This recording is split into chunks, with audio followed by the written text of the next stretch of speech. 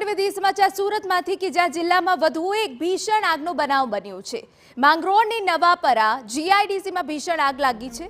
Biscuit વેફર્સના cover packing બનાવતી કંપનીમાં ભીષણ આગ ફાટી નીકળી। સિસ્કો નામની આ કંપની છે કે જેમાં ભીષણ આગ લાગી છે। આગ લાગતા નાસભાગ મચી ગઈ છે। થોડી ક્ષણોમાં આગે વિકરાળ સ્વરૂપ ધારણ કર્યું। સુમિલોન, કામરેજ, માંડવી, બારડોલીની ફાયરની ટીમો હાલ ઘટના સ્થળ પર પહોંચી છે। સુરત મહાનગરપાલિકાની ટીમો પણ સ્થળ પર દોડી આવી છે।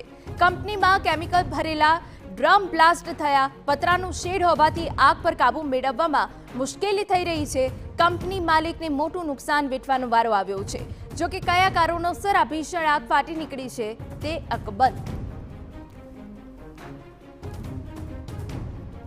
તો કેમિકલમાં ડ્રમ બ્લાસ્ટ થઈ ગયા છે, જેના કારણે આગે વિકરાળ સ્વરૂપ ધારણ કર્યું છે। પતરાનું શેડ હોવાથી આગ પર કાબુ મેળવવામાં મુશ્કેલી થઈ રહી છે।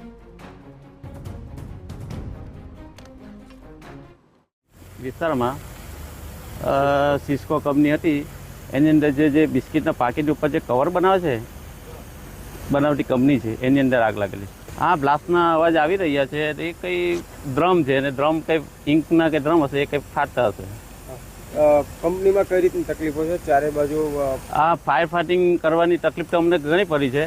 તે છતાં અમે બાજુના બિલ્ડિંગમાંથી ઉપરથી ફાયર ફાઇટિંગની કામગીરી ચાલુ કરેલી। સુરત જિલ્લામાં વધુ એક આગની ઘટના સામે આવી છે। સુરત જિલ્લાના માંગરોળ તાલુકાના નવાપરા જીઆઈડીસીમાં આ આગની ઘટના બની છે।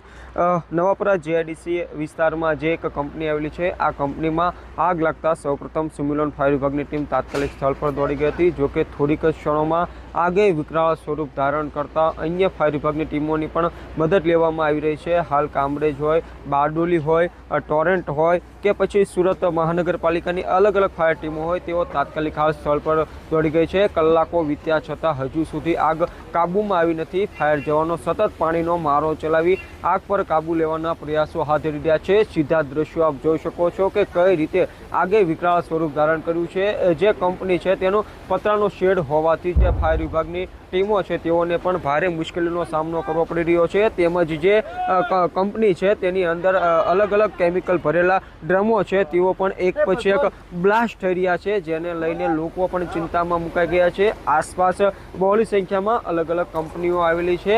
જે રીતે આગની ઘટના બની છે, જેને લઈને જે કંપનીના માલિક છે તેને મોટું આર્થિક નુકસાન વેઠવાનો વારો આવી રહ્યો છે। કયા કારણોસર આગ લાગી તે હજુ જાણવા મળ્યું નથી। આ આગના ધુમાડાના ગોટે ગોટા છે 5 થી 7 કિલોમીટર દૂર વર્તાઈ રહ્યા છે। જે આ કંપની છે, આ કંપનીમાં જે ફાસ્ટફૂડ માટે જે પ્લાસ્ટિકનો ઉપયોગ થતો હોય, તે પ્લાસ્ટિક બનાવવામાં આવતું હોય તેવું હાલ સ્થાનિક સૂત્રો પાસેથી જાણવા મળી રહ્યું છે।